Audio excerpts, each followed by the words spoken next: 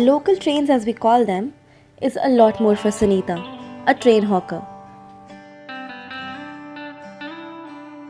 Unwrapping the rosy roti and wrapping Pari in her arms, she is ready for the day. While I ask myself, what is it like to be on Sunita's tracks?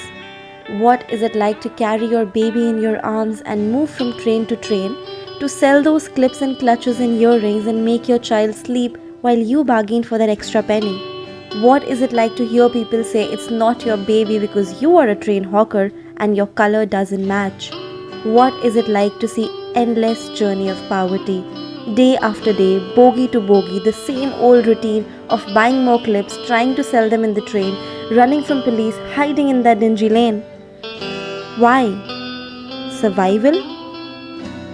Life? Yes, of course, but also the urge of going back to someone who means the world to you. I think we know this too, but somewhere we forget that we live for the happiness of the people we love, and the hardships are always worth that smile.